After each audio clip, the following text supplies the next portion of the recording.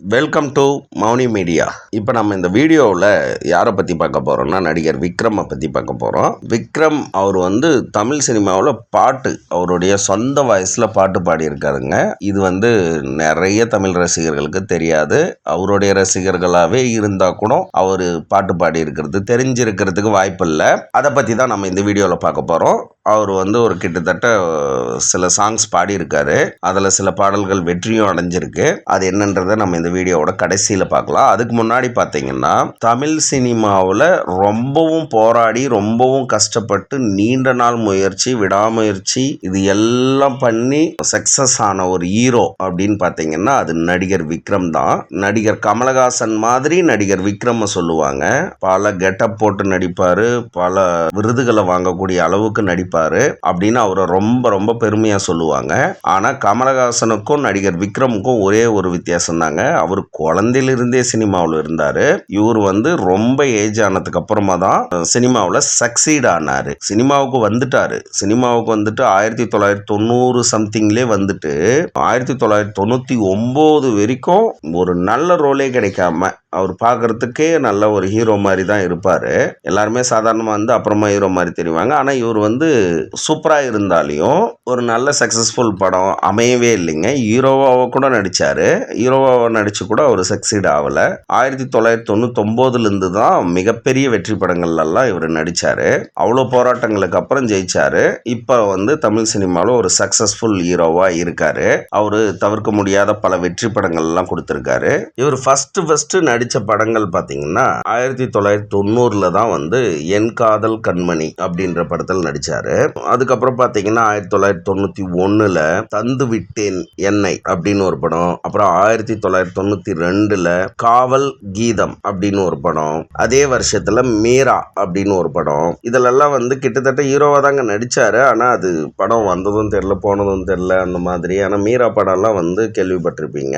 அதுக்கப்புறம் மலையாள படத்துல போய் சான்ஸ் கேட்டு அங்க துருவம் அப்படின்னு ஒரு படத்தில் நடிச்சார். அப்புறம் தெலுங்கு படத்துல போய் சான்ஸ் கேட்டு அக்கா பெத்தனம் செல்லலி காபூரம் அப்படின்னு ஒரு தெலுங்கு படத்தில் நடிச்சாரு. திரும்ப ஒரு தெலுங்கு படத்துல சிறு நவ்வுலு வரமிஸ்தாவா அப்படின்ற ஒரு தெலுங்கு படத்தில் நடிச்சாரு. அப்புறம் மலையாள படத்துல மாஃபியா அப்படின்னு ஒரு படத்துல நடிச்சாரு. 1994 பங்காரு குடும்பம் அப்படின்ற தெலுங்கு படத்தில் நடிச்சாரு. மலையாள படத்துல சைன்யம் அப்படின்னு ஒரு படத்தில் நடிச்சாரு. அதுக்கப்புறம் தமிழ் படத்துல புதிய மன்னர்கள் அப்படின்னு 1994 நடிச்சாரு. அதுவும் அது யாரோட டைரக்ஷன் தெரியுங்களா? டைரக்டர் விக்ரம். வானத்தை போல சூரிய வம்சம் எடுத்த டைரக்டர் விக்ரம். அவருடைய படங்கள் எதுவுமே ஃபெயிலியர் இல்லைங்க. அவ்வளோ பெரிய வெற்றி படங்களை கொடுத்த டைரக்டரு இவருக்கு படம் பண்ணாரு. இவருக்கு மட்டும் தோல்வி படமா அமைஞ்சிருச்சு. ஆனா அதுக்கப்புறம் பாத்தீங்கன்னா எல்லா ஹீரோக்களையும் உருவாக்கி விட்டவரே அவரு தான் அப்படின்னு சொல்லுவாங்க. நடிகர் விஜய், இளைய தளபதி விஜய்க்கு லைஃபவே சேஞ்ச் பண்ண படம் பூவே உனக்காக. அதை டைரக்டர் விக்ரம் தான் டைரக்ஷன் பண்ணாரு. ஆனா இவருக்கு அதுக்கு முன்னாடியே புதிய மன்னர்கள் அப்படின்னு இவர் ஹீரோவை வச்சு பண்ணாரு. அந்த படம் தோல்வி அடைஞ்சிருச்சு. அது இவருடைய துரதிருஷ்டமாக தான் நம்ம பார்க்கணும். அதுக்கப்புறம் ஸ்ட்ரீட்னு ஒரு படம், அண்டாலா மஜாக்கா அப்படின்னு ஒரு தெலுங்கு படம், ஊஹா அப்படின்னு ஒரு படம், இதுவும் தெலுங்கு படம். அதுக்கப்புறம் மலையாள படம், அப்படி இப்படின்னு நடிச்சுட்டே இருந்தாருங்க. விடாமுயற்சியோட நடிச்சுட்டே இருந்தாரு. அதுக்கப்புறம் ஒரு நல்ல ஒரு படம், ஒரு வாய்ப்பு கிடைச்சது. நடிகர் அஜித் குமாரோட சேர்ந்து நடிக்கிற வாய்ப்பு கிடைச்சது 1997. இவரும் அவரும் இணையான ஒரு ஹீரோக்கள் அப்படின்ற மாதிரி சேர்ந்து நடிச்சிருப்பாங்க. சில பேர் அஜித் குமாரோட இவர் நல்லா இருக்காரு அப்படின்னு கூட பேசியிருக்காங்க. உல்லாசம் படத்துல 1997 வெளியே வந்த உல்லாசம் படம். இந்த படம் ஒரு நல்ல ஒரு அஜித் குமாருக்காக ஓடிச்சா என்னன்னு தெரியல. இந்த படம் கொஞ்சம் தமிழ் சினிமா ரசிகர் மத்தியில் ரீச் ஆச்சுங்க. அதுக்கப்புறம் இவரு 1998 கண்களின் வார்த்தைகள் அப்படின்னு ஒரு படத்தில் நடிச்சாரு. அது வந்ததும் தெரியல போனதும் தெரியல அந்த மாதிரி இருந்தது. அதுக்கப்புறம் 1999 ஹவுஸ்ஃபுல் அப்படின்னு ஒரு படம் நடிச்சாரு. அந்த படத்தை டைரக்ஷன் பண்ணது நடிகர் பார்த்திபன். ஹவுஸ்ஃபுல் அப்படின்ற படம் தேசிய விருது வாங்குச்சு. அந்த அளவுக்கு வெற்றி அடைஞ்சாலும் நடிகர் விக்ரமுக்கு பெருசா பாராட்டுகள் வரல. தமிழ் சினிமா இண்டஸ்ட்ரியில அவர் ஷைன் ஆகிறதுக்கான ஒரு வாய்ப்பா அந்த படம் அமையல. ஆனா வேற படம் அதே ஒரு வருஷத்துல அவருக்கு எல்லா வாழ்க்கையும் மாத்திருச்சுங்க. அந்த படம் தான் சேது. சேது வந்து டைரக்டர் பாலா அவருடைய டைரக்ஷன்ல வெளியே வந்த படம். இது மிகப்பெரிய வெற்றி படமும் ஆச்சு. அவருடைய சினிமா கெரியரே மாறிடுச்சு. அந்த அளவுக்கான ஒரு வெற்றி படம். அதுக்கப்புறம் இவரு டப்பிங் பேசின படங்கள் பார்த்தீங்கன்னாக்க நீங்க ஆச்சரியப்பட்டுருவீங்க. தமிழ் சினிமாவில் இவர் வந்து டப்பிங் பேசியிருக்காரு. அதாவது வேற நடிகருக்கு வாய்ஸ் மட்டும் கொடுக்குற வேலை பண்ணியிருக்காரு. இவர் ஹீரோவை நடிச்சிட்டு இருக்கிற காலத்தில், சினிமாவில் நடிச்சிட்டு இருக்கிற காலத்தில் அந்த வேலையும், ஏன்னா வருமானத்துக்கு வழி இல்லை இல்லையா, அந்த வேலையும் செய்யணும்னு செஞ்சிருக்காரு. இதில் குறிப்பிட்ட முக்கியமான படத்துக்கு மட்டும் யார் யாருக்கு பேசியிருக்காருன்னு பார்த்தீங்கன்னா நீங்கள் ஆச்சரியப்பட்டு போயிடுவீங்க. நடிகர் அஜித்குமாருக்கு ஒரு படம் பேசியிருக்காரு. 1993 வெளியே வந்த அமராவதி படம் எவ்வளோ பெரிய வெற்றி படம்னு உங்களுக்கு தெரியும். அதில் நடிகர் அஜித்குமார் பேசுகிற வாய்ஸே அவருடைய வாய்ஸ் இல்லைங்க, அது நடிகர் விக்ரமோட வாய்ஸு.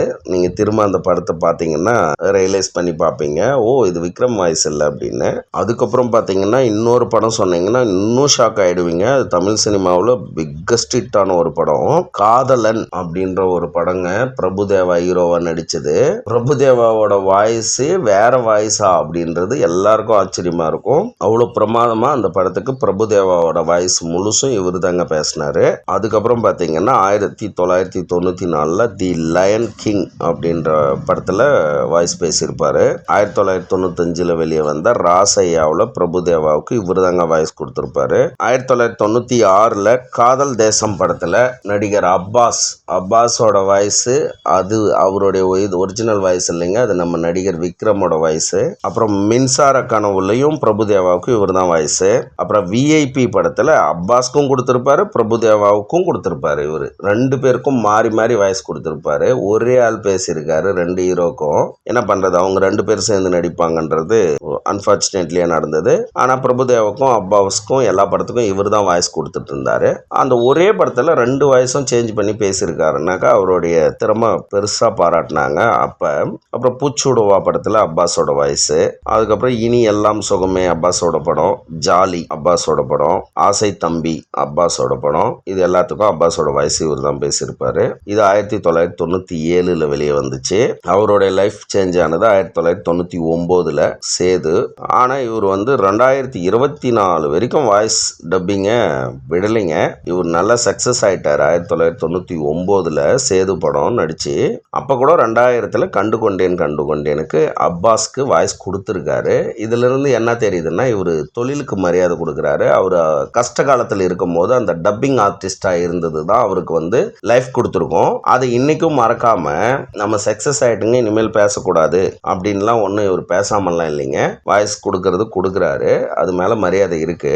அதுக்கப்புறம் இவருடைய லைஃப் சேஞ்ச் ஆயிடுச்சு. எத்தனை படங்கள் வெற்றி அடைஞ்சிச்சுன்னு பார்த்தீங்கன்னாக்கா தமிழ் சினிமாவில் தவிர்க்க முடியாத பிக்கஸ்ட் ஹிட்டான படங்கள்லாம் இவரு கொடுத்துருக்காருங்க. அது விஜய், அஜித், ரஜினி, கமல் இவங்களுக்கு இணையான வெற்றினே சொல்லலாம். அந்த மாதிரி இவங்களுக்கு இணையாக்குற அளவுக்கு வெற்றி என்ன படம் கொடுத்தாங்க அப்படின்னு நீங்க பார்த்தீங்கன்னா தில் படம் சொல்லலாம். ஒரு நல்ல நடிப்பு திறமையை வெளிப்படுத்தின காசி அந்த படத்தை சொல்லலாம். நல்ல மாஸ் ஹீரோ கமர்ஷியலா கொடுத்தாரு அப்படின்னு பார்த்தீங்கன்னா ஜெமினி சொல்லலாம். நான் சொல்ற படங்கள்லாம் எந்த படம்லாம் ரொம்ப சூப்பரா எனக்கு பிடிக்கும், இல்லை இதெல்லாம் மொக்க படம், இதெல்லாம் எனக்கு பிடிக்காது அப்படின்னு இருந்துச்சுனாக்கா கமெண்ட்ல சொல்லுங்க. அதுக்கப்புறம் பார்த்தீங்கன்னா தூள் படத்தை சொல்லலாம். அதுக்கப்புறம் சாமி, தமிழ் சினிமாவில் சாமி படம் அடையாத ரீச் இல்லைங்க, அவ்வளோ பெரிய வெற்றி. எந்த படத்துக்கும் இதை காம்படேட்டாக வைக்கலாம், அந்த அளவுக்கான வெற்றி அடைஞ்சது சாமி அந்த படம். அதுக்கப்புறம் நடிப்பு திறமை வாய்ந்து ஒரு தேசிய விருது வாங்குற அளவில் இருக்கிறதுன்னு பார்த்தீங்கன்னா பிதாமகன், பாலா டைரக்ஷனில் வந்த பிதாமகனை இதுக்கு இணையாக சொல்லலாம். அப்புறம் பார்த்தீங்கன்னா அன்னியன், டைரக்டர் சங்கர் டைரக்ஷனில் வெளியே வந்த அன்னியன் படத்தை சொல்லலாம். நடிப்பு திறமையை பயங்கரமாக வெளிப்படுத்தின டைரக்டர் ஏஎல் விஜய் டைரக்ஷன் பண்ண தெய்வ திருமகள் அப்படின்ற படத்தை சொல்லலாம். அதில் ரொம்ப பிரமாதமாக நடிச்சிருப்பாரு நடிகர் விக்ரம். ஒரு மனநலம் குன்றியவராக நடிச்சிருப்பாரு, சூப்பராக நடிச்சிருப்பாரு. அதுக்கப்புறம் ஐ படத்தில் டைரக்டர் சங்கர் டைரக்ஷனில் வெளியே வந்த ஐ படத்தில் இவர் நல்லா நடிச்சிருப்பாரு. அந்த படம் வெற்றி அடையல. அதுக்கப்புறம் இருமுகன் அப்படின்ற ஒரு படத்தை சொல்லலாம். அதுக்கப்புறம் பார்த்தீங்கன்னா மிகப்பெரிய வெற்றி அடைஞ்சது அப்படின்னு பார்த்தீங்கன்னா பெருசாக எதுவும் இல்லைங்க. மகான் சொல்லலாம், அது ஓரளவுக்கு தான் வெற்றி. பொன்னியின் செல்வன் சொல்லலாம், அதுவும் ஓரளவுக்கு தான் வெற்றி. கலெக்ஷன் என்னவோ ஆச்சு. ஆனா அந்த அளவுக்கு இவர் பேர் சொல்ற அளவுக்கு இல்லைங்க அந்த படம். இப்ப நம்ம இவர் பாடின பாடல்கள் என்னன்றதை நம்ம பார்த்துடலாம். ஃபர்ஸ்ட் உல்லாசம் படத்துல தாங்க இவர் பாட்டு பாடி இருக்காரு. இவர் திறமையா டப்பிங் பேசுறதுனால இவரால் பாட முடியுமான்னு ட்ரை பண்ணி பார்த்துருக்காங்க. உல்லாசம் படத்துல 1997 அஜித் குமாரோட இவரும் சேர்ந்து நடிச்சிருப்பாரு. அந்த படத்துல இந்த படத்துக்கு கார்த்திக் ராஜா வந்து மியூசிக் டைரக்டரா வேலை செஞ்சிருப்பாரு. இதுல வந்து வாலிபம் வாழ சொல்லும் அப்படின்ற பாட்டை இவரு தாங்க பாடியிருக்காரு. அதுக்கப்புறம் பாத்தீங்கன்னா ஸ்ரீ அப்படின்னு ஒரு படம் 2002 வெளியே வந்த படம். இதுல யாமிருக்க பயமேன் அப்படின்ற பாட்டை இவர் தான் பாடியிருக்காரு. அதுக்கப்புறம் ஜெமினி 2002 வெளியே வந்து அவரே ஹீரோவா நடிச்சு மிகப்பெரிய வெற்றி அடைஞ்ச படம் ஜெமினி. இந்த படத்துக்கு பரத்வாஜ் மியூசிக் டைரக்டர். இவர் வந்து பரத்வாஜ் வந்து தனியா வந்து இவர் வந்து ஒரு நடிகர்களை பாட வச்சு புது ஆட்களை பாட வச்சு சான்ஸ் கொடுக்கக்கூடிய ஒரு இசையமைப்பாளர்னு இவரை பெருமையா சொல்லலாம். இவங்கெல்லாம் பாடுறாங்களா அப்படின்ற மாதிரி எல்லாருக்குமே இவர் வந்து நீங்களே பாடுங்க, அது போய் என்ன நான் பாத்துக்கிறேன் அப்படின்னு மியூசிக் கம்போஸ் பண்ற ஒரு திறமையான ஒரு மியூசிக் டைரக்டர் பரத்வாஜுங்க. இந்த படத்துல சூப்பர் டூப்பர் ஹிட்டான வெற்றி பாடல இவர் கொடுத்திருக்காரு. ஓ போடு சாங் எவ்வளவு பெரிய வெற்றி அடைஞ்சது. கந்தசாமின்ற படத்துல தேவி ஸ்ரீ பிரசாத் மியூசிக் டைரக்ஷன்ல எக்ஸ்கியூஸ் மீ கந்தசாமி, அப்புறம் மியா மியா இந்த பாட்டெல்லாம் பாடியிருக்காருங்க. இதுல சின்ன சின்ன பிட்டுங்களை பாடியிருக்காரு. அப்புறம் மதராசப்பட்டினம் சூப்பர் டூப்பர் ஹிட்டான ஆர்யா நடிச்ச மதராசப்பட்டினம்ல 2010 வெளியே வந்து இதுல ஜிவி பிரகாஷ் மியூசிக் கம்போசிங்ல மேகமே ஓ மேகமே அந்த சாங் எவ்வளவு பெரிய வெற்றி அடைஞ்சதுங்க. இப்ப கூட நீங்க கேட்டு பாருங்க. அந்த பாட்டை வந்து நடிகர் விக்ரம் தாங்க பாடியிருக்காரு. அப்புறம் தெய்வ திருமகள் படத்துல கதை சொல்ல போறேன் அப்படின்னு ஒரு பாட்டு பாடியிருக்காரு. பாப்பா பாப்பா அப்படின்ற ஒரு பாட்டு பாடியிருக்காரு. அப்புறம் ராஜபாட்டை இந்த படம் வந்து அவரு ஹீரோவை நடிச்சதுங்க. அது தோல்வி படம். அதுல லட்டு லட்டு அப்படின்னு ஒரு பாட்டு பாடியிருக்காரு.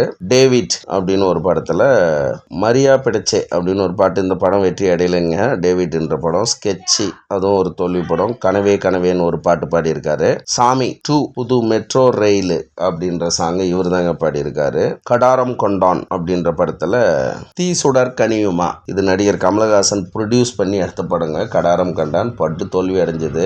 பாட்டோட வரியோட தொடக்கத்தை பார்த்தாவே இது நடிகர் கமலஹாசனோட ப்ரொடக்ஷன் தெரியுது. தீ சுடர் கனியுமா அப்படின்ற பாட்டை இவர் தான் பாடியிருக்காரு. டைரக்டர் பா ரஞ்சித் குமார் டைரக்ஷன்ல வெளியே வந்த தங்கலான் படத்துல அறுவடை அப்படின்ற பாட்டு தாங்க இப்ப வரைக்கும் இவர் கடைசியா பாடின பாட்டு.